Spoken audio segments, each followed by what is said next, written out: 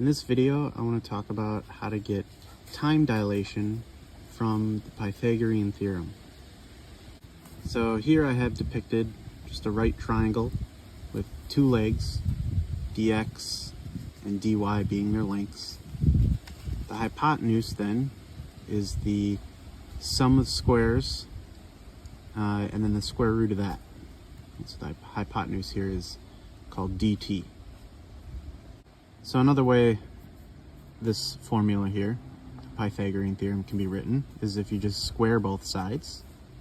So you have dt, the hypotenuse length, and then dx and dy, the leg lengths. And this is for two dimensions. Right, we just have two dimensions for this triangle here. So the Pythagorean theorem can be extended to three dimensions as well.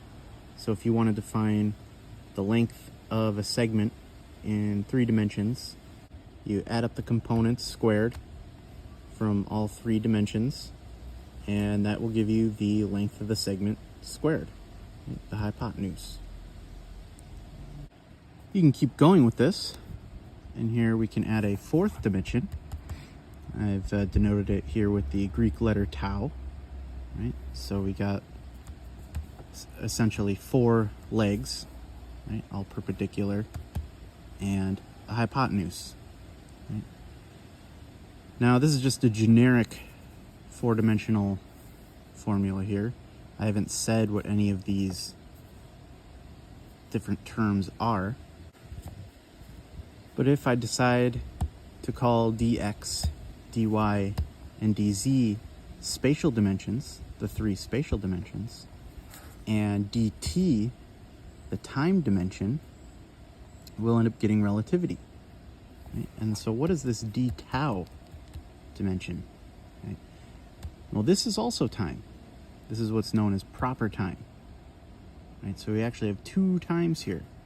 And these are the two times involved in time dilation.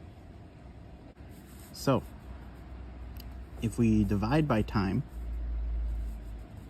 squared, we end up getting this formula.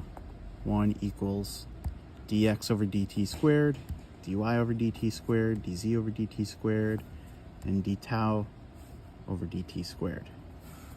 So this right here, these three terms right here, this is just velocity squared.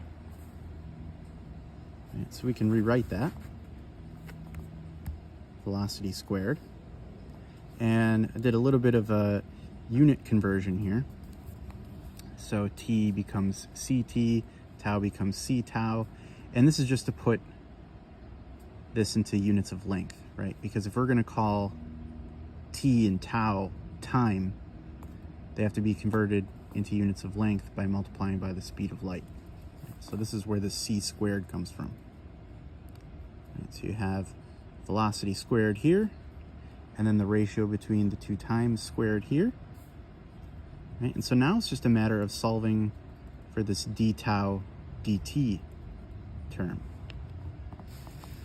So you can do that by subtracting v squared over c squared. Take the square root,